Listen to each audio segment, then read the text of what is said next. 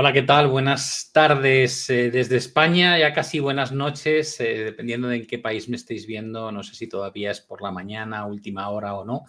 Bueno, bienvenidos de cualquier manera a esta primera ponencia donde quería hablaros del nuevo orden mundial y cómo puede afectar a los mercados. Como todos sabéis, hemos pasado por un periodo donde estábamos acostumbrados a ciertos comportamientos como era la globalización, y eso está cambiando y nos estamos metiendo en un mundo donde parece que la nueva norma va a ser el proteccionismo. Así que, sin más dilación, permitidme que os explique algunas de las cosas que considero más importantes.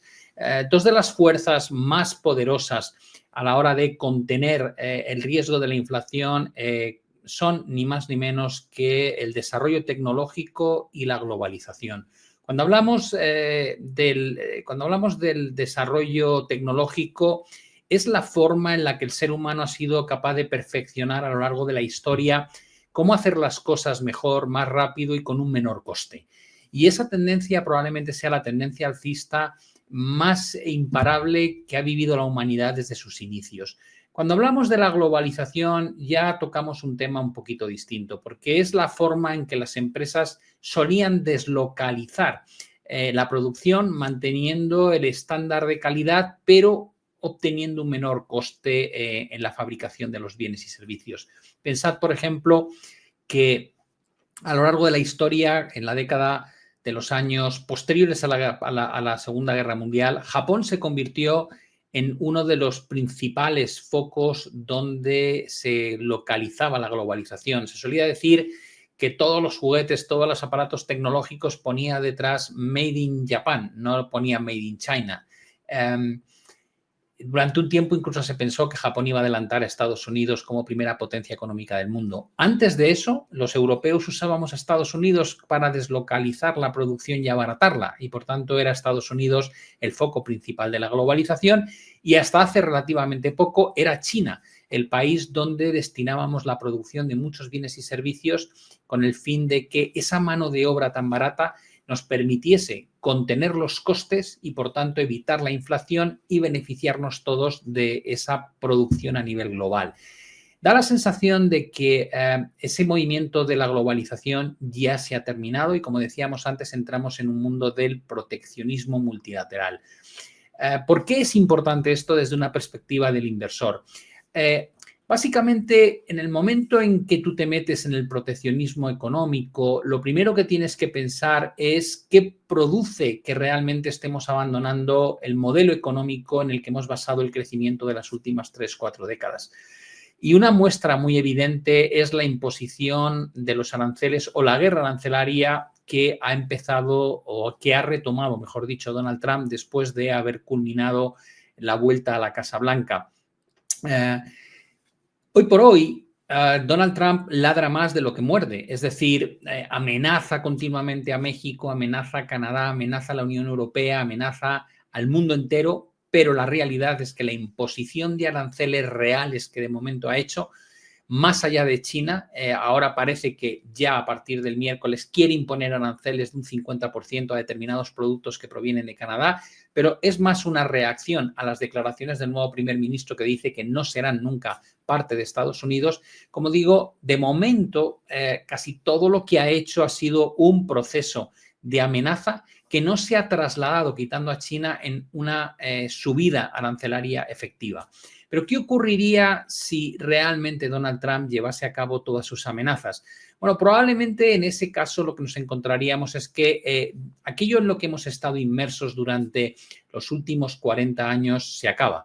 Es decir, la guerra, y voy a poner el gráfico en grande para que lo veáis mejor, la guerra arancelaria haría que volvamos a condiciones económicas que tal vez teníamos en los años 50, para lo cual el mundo no está preparado. Y no está preparado por muchas razones, entre otras porque tenemos un nivel de endeudamiento que no tiene nada que ver con aquella época y los costes de financiar ese endeudamiento podrían acabar con el orden en el que funcionan las economías desarrolladas hoy en día. Por tanto, lo que pueda o no hacer finalmente Donald Trump puede ser vital, no solamente para Estados Unidos, sino para el posicionamiento de los imperios económicos y el funcionamiento de las bolsas. A lo largo de esta presentación os voy a mostrar ¿Cuándo nace esa posición de potencia económica y militar de Estados Unidos? ¿Cómo se traslada a los activos financieros? Y cómo las cosas que damos por hecho que van a durar para siempre podrían estar mucho más cerca de lo previsto de terminarse. Estados Unidos, como decía, ha sido el gran imperio, ha sido el país que desde hace un siglo prácticamente se ha consolidado como la primera potencia económica y militar del mundo, pero tiene un problema, tiene una deuda bastante descontrolada. Cuando pensamos en los mercados financieros, lo cierto es que esa supremacía estadounidense no hay que remontarse demasiado atrás para ver cuándo ha ocurrido, sino que ha sido algo relativamente reciente. ¿Qué es lo que puede dar al traste realmente con esa situación en la que todos los inversores parece querer estar invertidos en la bolsa estadounidense frente a otras bolsas a nivel global? Como decía antes, uno de los principales problemas es que Estados Unidos se ha acostumbrado a cimentar su crecimiento económico en una deuda descontrolada, pero también existe una concentración de valores. Todos conocéis los famosos 7 magníficos. Estamos hablando de un conjunto de mega multinacionales que aglutinan un peso cada vez mayor en la bolsa hasta el punto de representar más de un 30% de un índice compuesto por 500 valores y, por tanto, dependemos en buena manera de lo que haga en el futuro este tipo de compañías para saber qué pueda pasar con el comportamiento de índices como el S&P 500 o el Nasdaq. Y luego está la propia guerra arancelaria. ¿Por qué? Porque una guerra arancelaria concentrada en un solo país no puede o no tiene por qué causar grandes problemas, pero cuando la guerra arancelaria se convierte en una guerra global, donde Estados Unidos pone aranceles a Europa como medida contra el IVA que se cobra a los productos que llegan de Estados Unidos, al igual que en el resto de los países. Si Estados Unidos toma acciones contra eso, Europa tomará medidas recíprocas y cuando nos queramos dar cuenta ya no será solamente la batalla comercial entre China y Estados Unidos, sino que será la Unión Europea con Estados Unidos, con China, tal vez con Canadá, no sabemos si salpicará también a México y cuando uno se da cuenta de repente descubre que hemos impuesto una serie de cargas adicionales en el precio de los bienes y servicios a las entradas de cada uno de los países y eso genera normalmente menor crecimiento económico y por otro lado el riesgo de desatar las presiones inflacionistas que si se llegan a producir tendrán como efecto un mayor coste de la financiación de la deuda. Y cuando en el mundo te planteas que hay 325 billones de euros o trillones de dólares de deuda ya existentes y que representan más de un 250% del PIB, es decir, básicamente estamos viviendo por encima claramente de nuestras posibilidades, cualquier incremento del coste de esa financiación puede tener efectos desastrosos. En Estados Unidos, la realidad es que en términos de PIB sigue siendo la primera potencia económica del mundo, con China que se va acercando a lo largo de los últimos años. Para que os hagáis una idea, en los últimos 10 años el PIB de Estados Unidos ha crecido un 28%, lo cual está muy bien, pero es que el de China ha crecido un 74% y solamente ha sido superado por el crecimiento económico de otra gran potencia que se vislumbra en el horizonte, que es la India. Si vemos en la tabla, la realidad es que el PIB del 2015 de Estados Unidos era más del doble que el de China y fijaos cómo se ha ido estrechando ese diferencial entre las dos principales potencias con un crecimiento mucho más grande por el lado de China que de Estados Unidos. Por tanto, todo parece indicar que va a haber una colisión de dos titanes que son Estados Unidos y China a lo largo de lo que queda de esta década que plantea grandes dudas sobre qué va a pasar con el liderazgo mundial y sobre todo hasta qué punto los dirigentes actuales del primer imperio, que es Estados Unidos, están dispuestos a asumir que pierden la batalla en favor de un segundo imperio potencial sin echar las culpas en lugar de asumir que han hecho cosas malas como endeudarse de forma masiva. Por otro lado, cuando miramos la supremacía de Estados Unidos, no debemos olvidar que buena parte de esa supremacía nace de un descontrol absoluto del gasto fiscal. Ahora mismo estamos hablando de que la deuda en Estados Unidos supera ya los 36 billones de dólares y que representa más de un 34% de toda la deuda existente en el mundo. Cuando mira uno un gráfico de la evolución de la deuda en Estados Unidos, vemos una curva que crece de forma exponencial, sin ningún tipo de control, y eso plantea, evidentemente, hacia dónde va el mundo, porque no solamente se está endeudando Estados Unidos, sino también lo está haciendo China.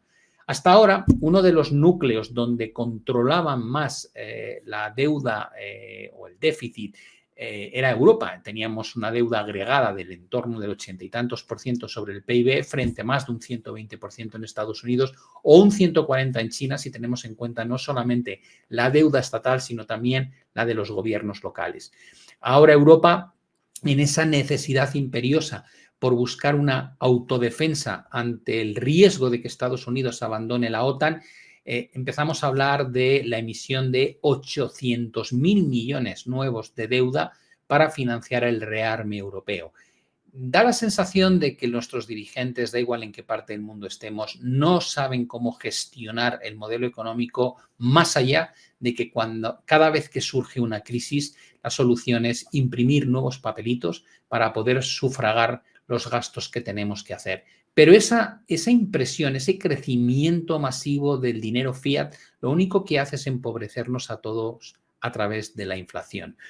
Por otro lado, hablábamos de uno de los criterios era endeudamiento masivo por parte de Estados Unidos hasta la fecha, también perseguido en esa misma senda por China. Y el segundo factor era el papel que juegan los 7 magníficos en la bolsa y en la economía americana. Si os fijáis en el primer gráfico, habla de los ratios precios-venta. Nunca antes habíamos estado a las cotas que tenemos actualmente. Los 7 magníficos se pagan precios-ventas con ratios por encima de 7. ¿Qué quiere esto decir? Cuando tú tienes un ratio precios-venta que no hace más que subir, quiere decir que no hay mayores beneficios empresariales que sustenten realmente las valoraciones, sino que los inversores están dispuestos a pagar más por lo mismo, o dicho de otra forma, expansión de múltiplos.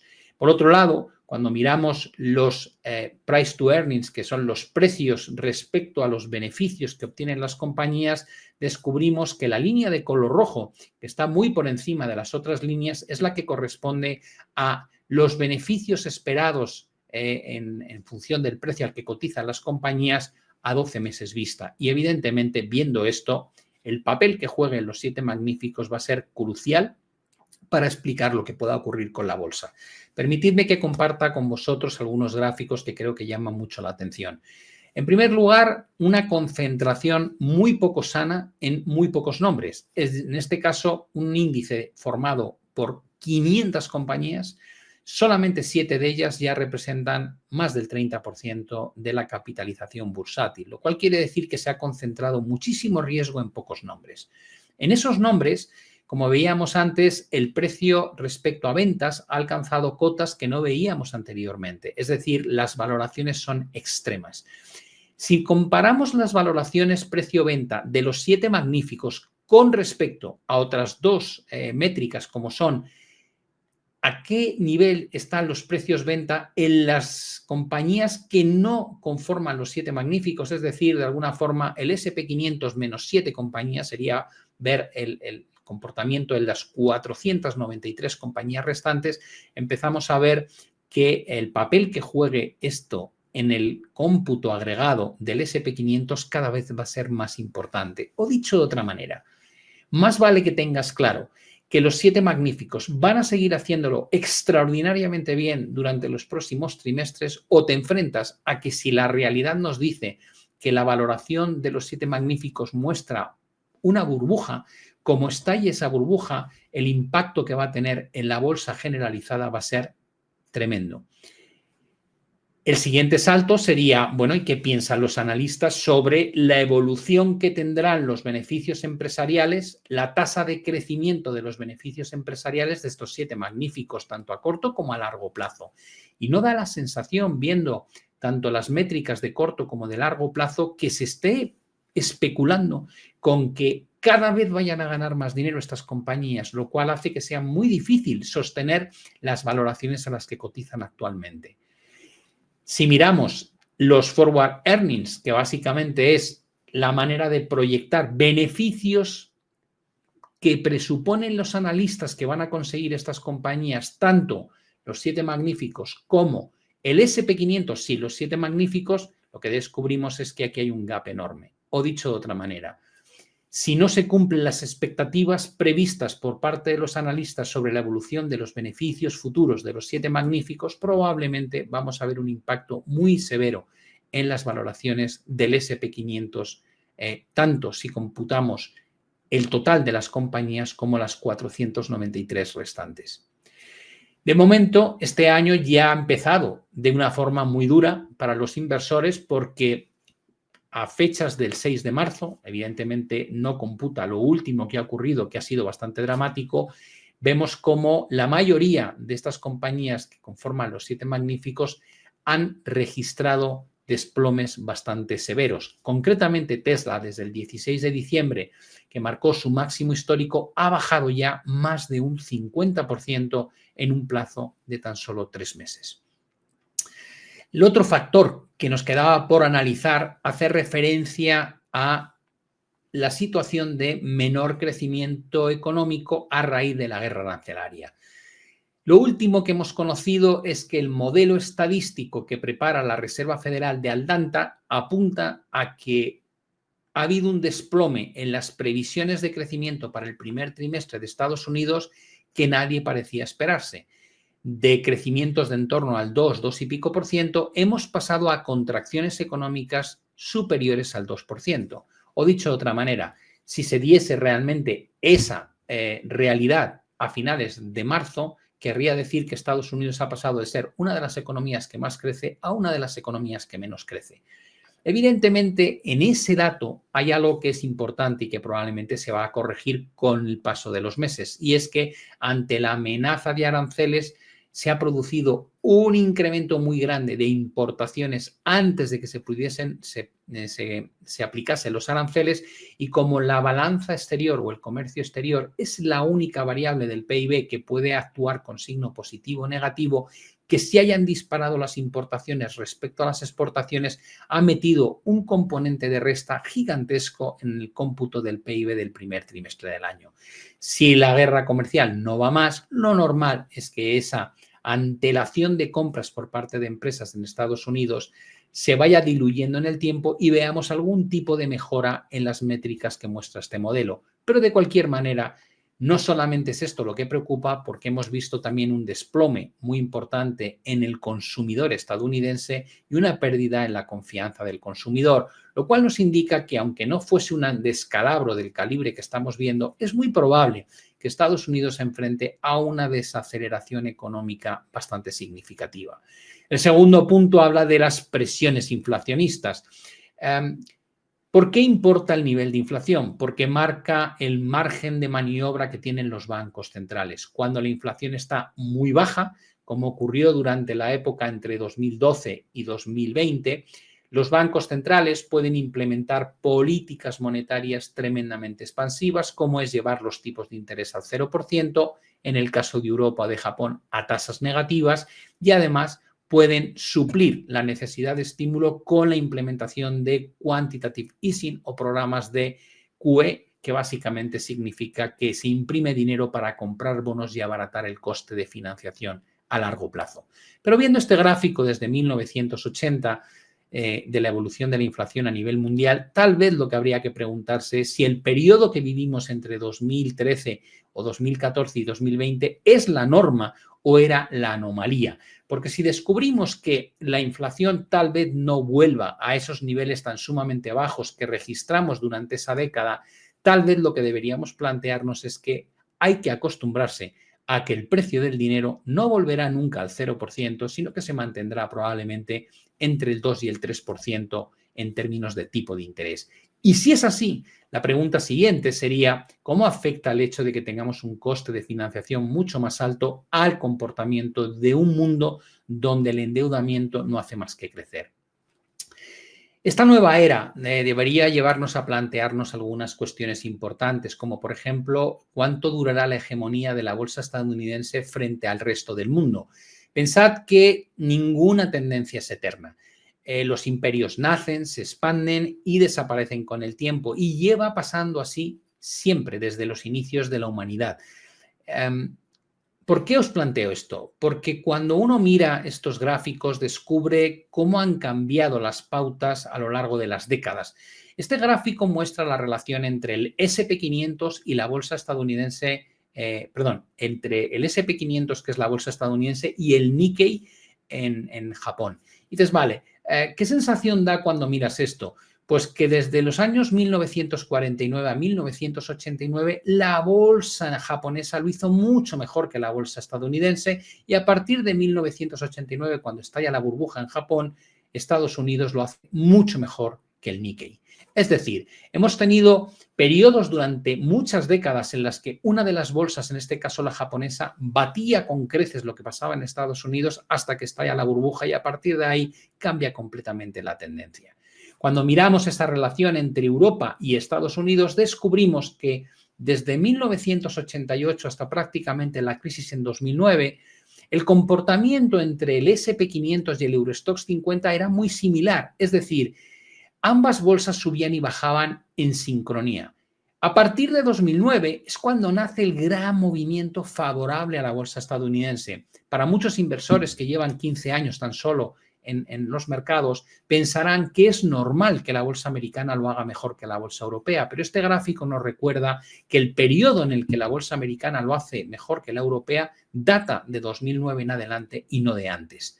Si nos vamos a la bolsa estadounidense y la comparamos con el mercado emergente, descubrimos de la misma manera que durante 2003 a 2011 las bolsas emergentes lo hicieron mucho mejor que la bolsa estadounidense.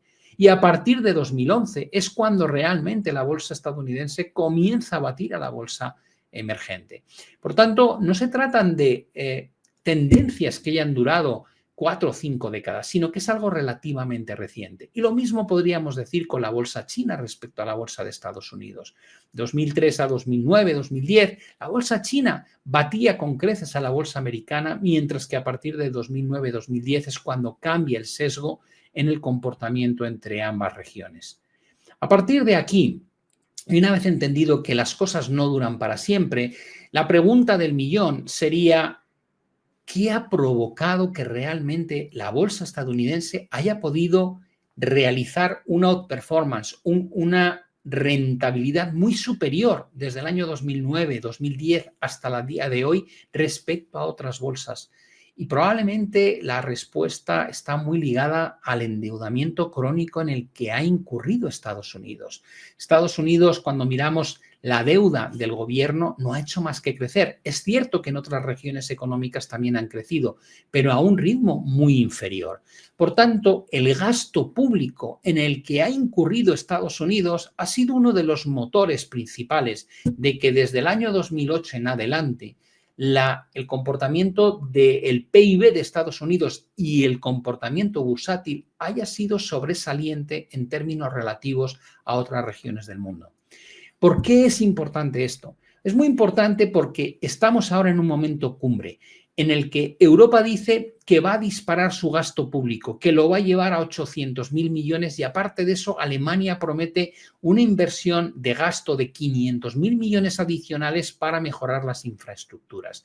Si todo eso realmente se hace y se hace rápido, no sería nada raro que Europa, en términos de crecimiento, empiece a mostrar mucha más vitalidad y que las bolsas europeas lideren durante un tiempo el comportamiento bursátil. Pero hay más. ¿Qué pasa si finalmente Estados Unidos cumple con su promesa?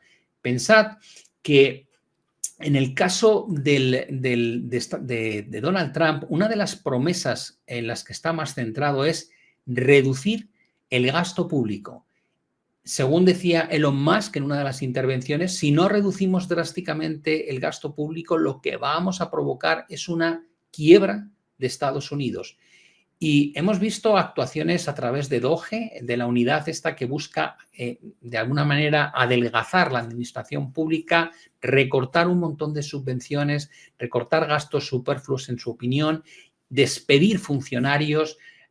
Si de verdad Donald Trump insiste en ese tipo de reducción de gasto público y en su política aislacionista e intenta de alguna manera recuperar ingresos vía guerra comercial en lugar de con crecimiento económico, probablemente la situación en los mercados financieros va a cambiar de forma drástica.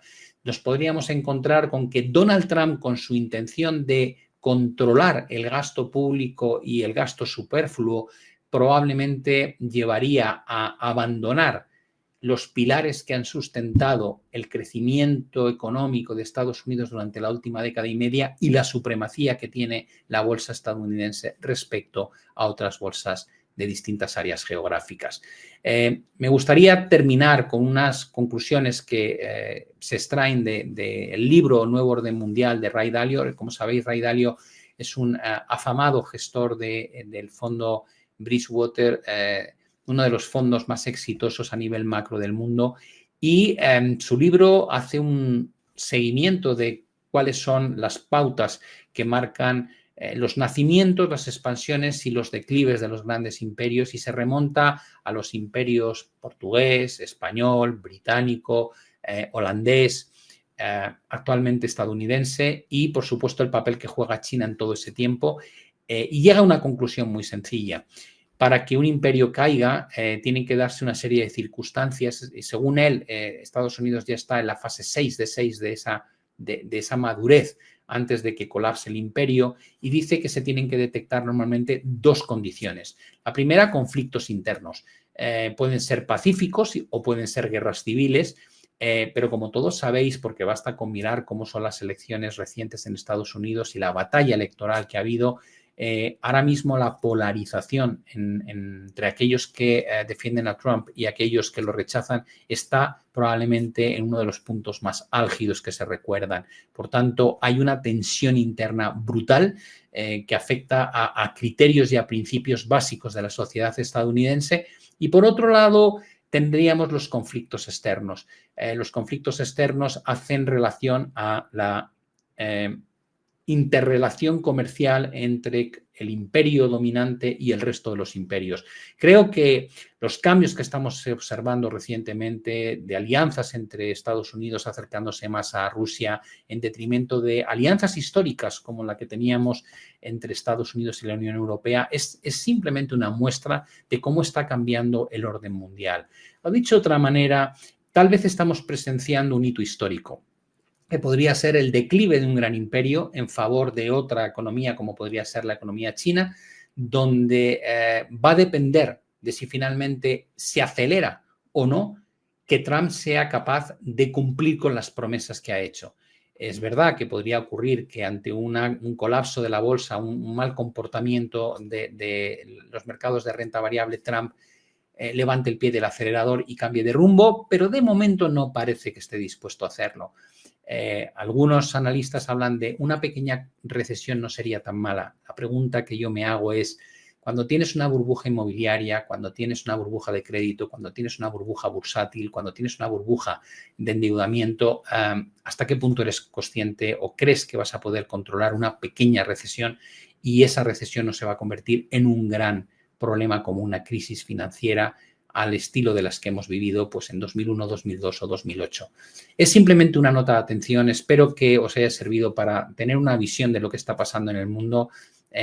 Ojalá os ayude a entender el momento histórico que estamos viviendo y, como siempre, me despido en esta presentación deseándoos mucha suerte con vuestras inversiones y que nos veremos ya en la próxima emisión. Si alguien está interesado en seguir mi razonamiento de los mercados, que sepa que tiene una newsletter gratuita todos los jueves que se puede suscribir, que se llama The Trader, a través de mi página web pablogiltrader.com. Como siempre, muchísimas gracias a todos. Espero que disfrutéis de la jornada, que seguro que va a ser muy interesante. Gracias.